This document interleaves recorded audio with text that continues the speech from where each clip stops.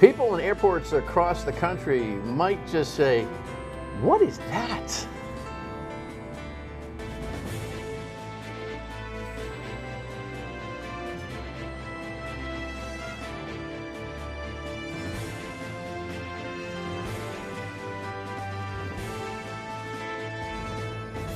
The Dan Yorke State of Mind program is brought to you in part by Lookout Rhode Island and Takeo Comfort Solutions.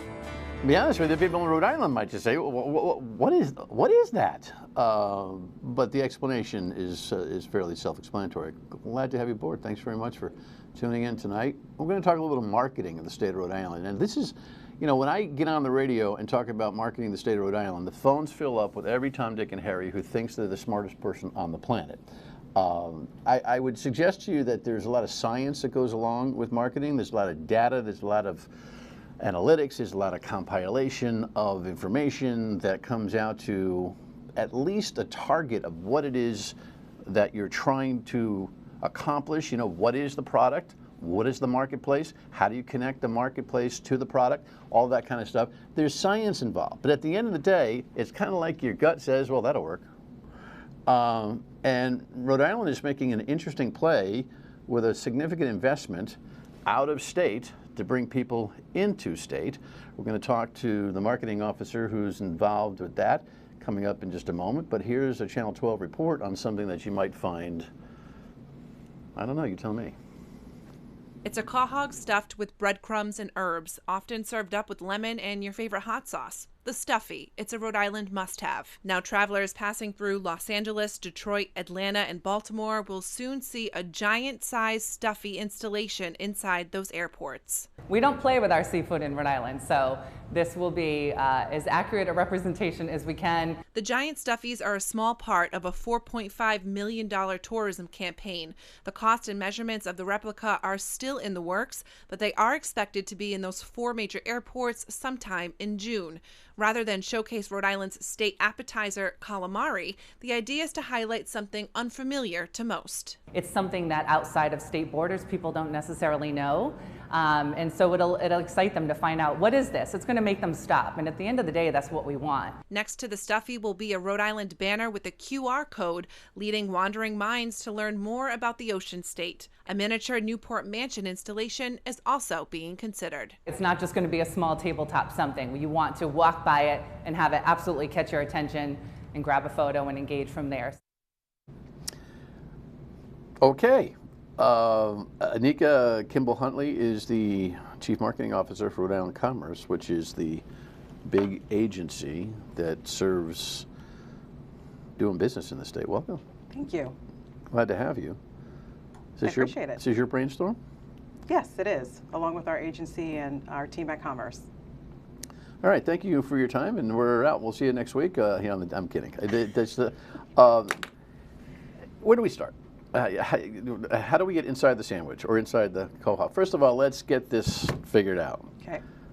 Official pronunciation is? Quahog. Not quahog. Quahog. What's your source? Well, I actually reached out to some colleagues that are at the wharf, and quahog. Okay. Well, you know, it really is kind of. I was telling you prior to taping that the radio, I just take the day off if I want to just kind of relax and watch people fight with each other on the phone lines by asking the question, how do you just spell the word and ask how it's pronounced. And it's so funny that people here in Rhode Island will suggest that they're from Rhode Island, so they know how to say quahog. And you say, wait a second, the fishermen are saying quahog, and they're from Rhode Island too.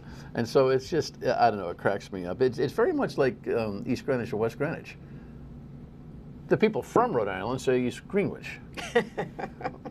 Except the other person from Rhode Island says East Greenwich. And so I don't know. There's a lot of, when I ask you what your source is, I think it's just a funny situation. But I guess we'll go, since you're the official commerce folks, we'll go with you. Maybe you've reestablished and affirmed that that's exactly what it needs to be Needs to A be lot of followed. research. All right. All right. So you're the marketing guru here. First of all, a little background. You Yes. are here since September of 21. Yes. Casino industry is your Yep. background.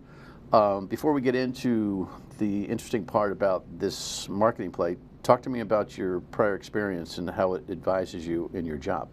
So I was with the casino industry for 20 years. Actually, I was born and raised in Las Vegas, so kind of a natural progression when Wow. you think about it. And I've worked for, you know, all the top ones: Harris, Caesars, Penn National, MGM. My last position was with Hard Rock in Sacramento. So I helped open that casino. It was the first Hard Rock branded hotel and casino in California. And so, you know, really as a VP of marketing, and I've actually also worked in Canada, so all over the place. But really in that role as a VP of marketing, it's not just advertising. You're interfacing with different areas of the casino, if it's the gaming floor, hotel, food and beverage, convention, entertainment, hospitality in general. And it's such a competitive industry that, you know, a lot of the marketers that come from there are fairly aggressive. Yeah. And so how does that feed into my current role and, you know, what I bring to the table as the CMO for the state? It's really the same type of marketing, but on a larger scale. So instead of marketing multiple buildings with amenities, I'm now marketing the state that has multiple amenities to a wider audience. It was funny. I was, I don't know what I was doing last night after watching some hockey, and I flipped a station. I ended up on Showtime, and the movie Casino was on. Yeah. It was just a coincidence. Dirty business I wouldn't call the casino dirty. by reputation. Oh, In I the think old it's- days? Well, yeah, it was a little different then. Right. But it's so corporate now, it's not that way anymore. Right. Yeah. Highly regulated, Yep, highly regulated, very competitive, extremely competitive, fragmented. very database driven. How many more? I know we're getting off track here, but I'm interested to pick your brain on this. How many more gaming facilities can you shove into a phone booth here, right? I mean, I think that it's unlimited, and the reason that I say that is because of the revenue potential for the state. So one of the casinos that I used to work at in Charlestown, West Virginia, which borders Maryland and DC and Virginia, was actually the largest revenue generator in the United States at one point. The value and the revenue to the state was unbelievable because 46% was the tax rate. So 46% of any monies that came into the casino went to the state. And it was an interesting model because when the money came through the casino, typically the casino will pay the state the tax revenue, but in West Virginia, the money goes directly to the state and they take out their money, then send it back.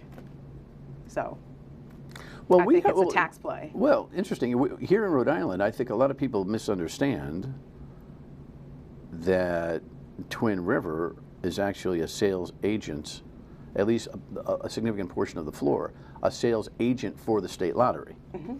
That they actually are running, that they have bid to, and it gets a little more complicated now because we have a full-fledged casino. When we just had machines Right. and that kind of a thing. Yep. They literally just housed a marketing agent for the state of Rhode Island. We were officially in the gaming game, and still are. But now the model is very hybrid in nature, and I just find it fascinating to figure out whether this has been healthy for the economy and quality of life. And it seems that every gaming facility that comes up, it seems to survive at least at the beginning. In other words, they get a piece of whatever action is out there. And Yeah.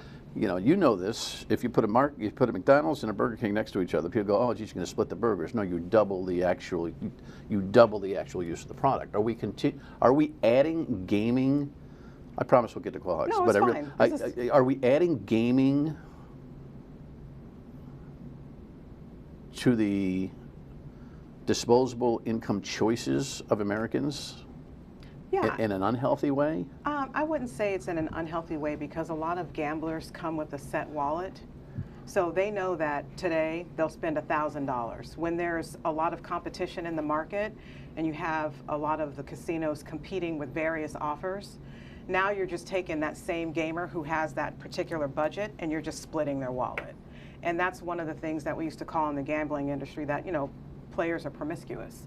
And we say that there's promiscuity there because they're going from this place to this place to this place, and there's really no consolidation of their wallet at one place. So that's really what's happening in the gaming industry, is that, you know, it's interesting because right before I left the industry, we were finding that when I started in the industry, your typical gambler was like 55 and above. That was like your core gambler. But now the face of the gamer is beginning to change to a younger demographic because of sports betting, because of table games. Like, the action is different, but you still have slot players, but the demographic is getting younger and younger. A lot of entertainment-based components to the gaming thing. Yes. Yep. Music, comedy, blah, Yep. blah, blah. Yep. You know, dining, all of that kind of thing adds in to that experience. It does. It is interesting because I can enjoy myself at a casino now and not make a bet. Yeah, absolutely. And then you can actually earn points on your spend based on that. Yeah. If that casino has that program. All right, in as we place. go along through through gaming questions, it's nice to know that we found this level of expertise. Why don't we pause and come back to the subject that we're designed to talk about today, and that is the quahog. Quahog. We'll be right back.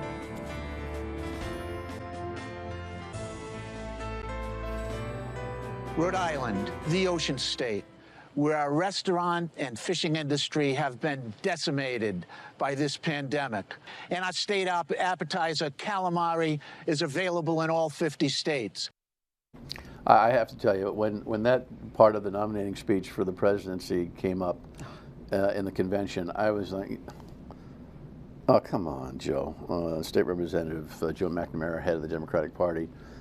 I felt like it diminished the state. Of course, I might have been the only one, because everybody around here thought it was the greatest thing since sliced bread. The calamari is the thing we are known for. So now that you've moved the stuffie, the quahog with, what is it, just a little bit of bread and a little bit of spice, and that is a stuffie, which I love to consume, by the way. Obviously, I've had a couple.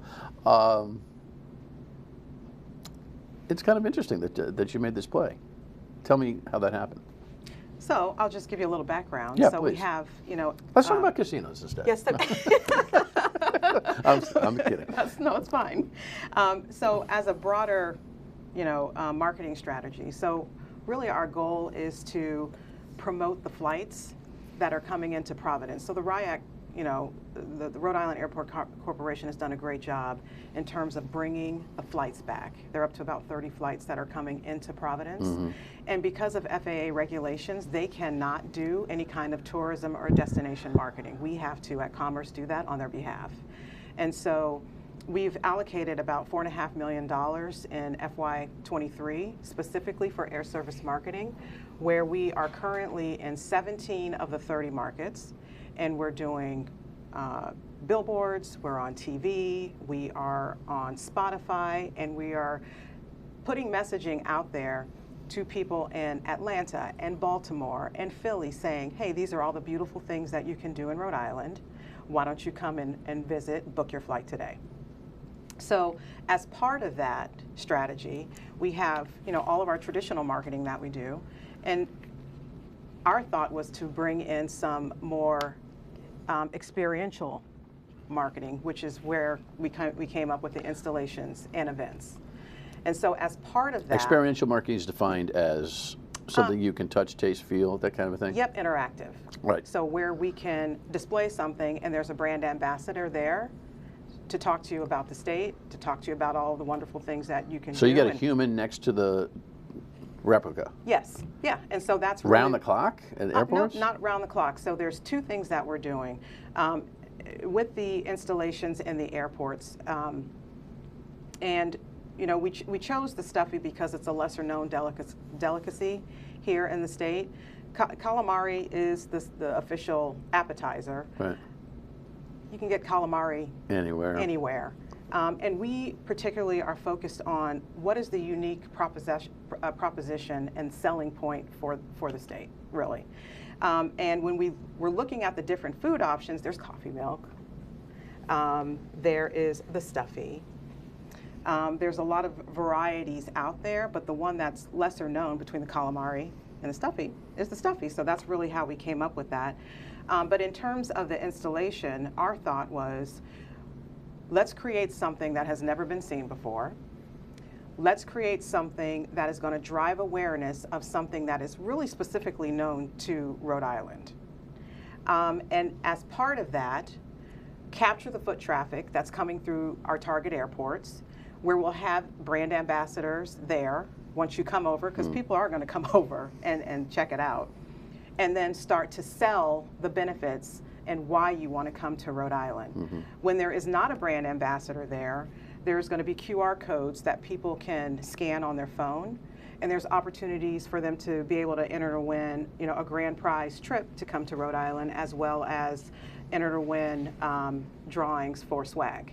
So that's really the premise of it, is how can we attract people with something so visual, support our food tourism strategy as well, get them interested in it, and then really the hook is get you over so that we can capture your data and then sell you on the stage. Well, I recently I've flown twice in the last 2 months, and airports are full. Yes, they are. Yeah. Airports are like a nightmare. And I will tell you that our own airport might be the most user-friendly, easiest place to get in and out of in America. I'm telling you, it is. It's just obviously if you're catching a plane and you're running late, you're going to spend an hour in security, blah blah blah. But you generally don't, and it's a pretty user-friendly. And by the way, they've done a great job. I don't know how many people have been in and out of the airport lately, but the restrooms are as high-tech and comfortable. Yes. You know, I'm flying through Charlotte the other day, and I'm thinking, what a dump. I mean, an absolute dump. This place looks like it hasn't been renovated in God knows how long. Yeah. So when you finally get some people to fly in here, you know investigating the quahog, they're going to at least feel good about it. And it is interesting how, like I was in Orlando last month.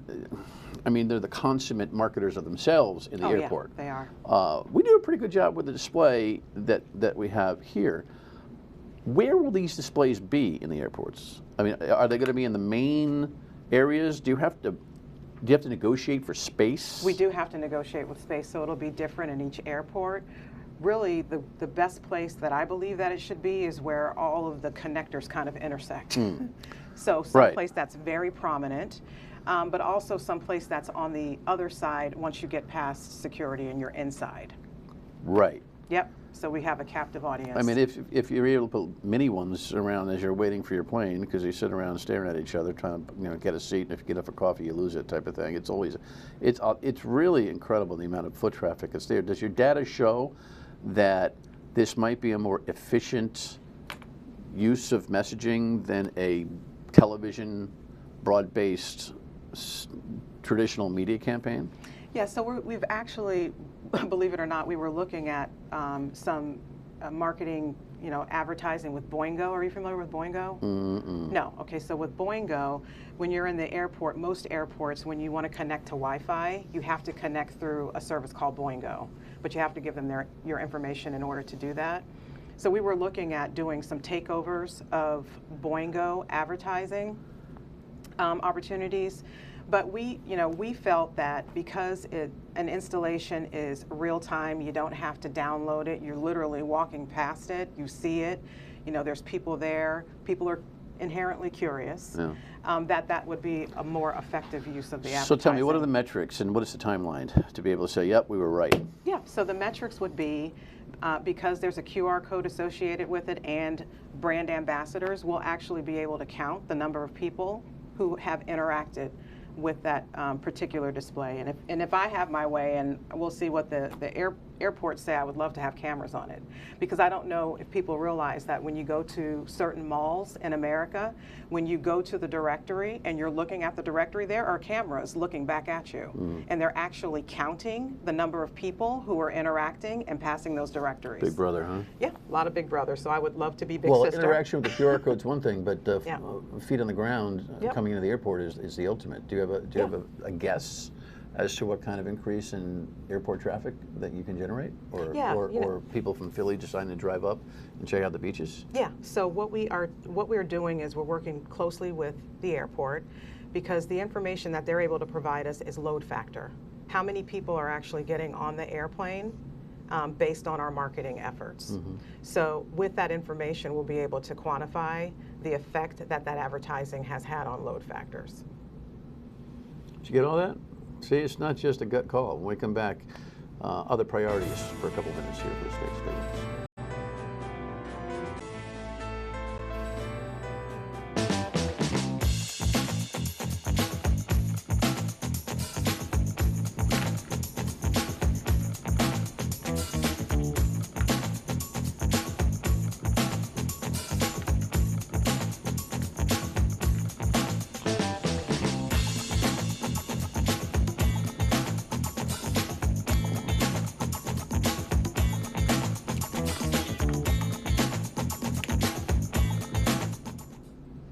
Perfect. Perfect. I don't know who came up with that. Keep it simple, stupid. We do have the best of a lot of those things, and that is not a gimmick. That's just a statement of confidence. Yeah, it's factual. Congratulations on that one. Thank you. Now, because we've been through the cooler, warmer, da-da-ba-ba-ba-ba, how can we be tricky? And it's, political fertile fodder to just get into how ridiculous things are. I think there's nobody in this state that would look at that and say, I disagree. And probably everybody in the state has told somebody else out of the state that we are the best at that, or come and see the mansions, you're not going to believe him. So good for you. What's the prospects right now? What's your gut check? I only have 45 seconds to a minute here. How is Rhode Island positioned now, say for summer of 23? I think we're positioned in a really amazing way. We've got, all the advertising that we've been doing since June.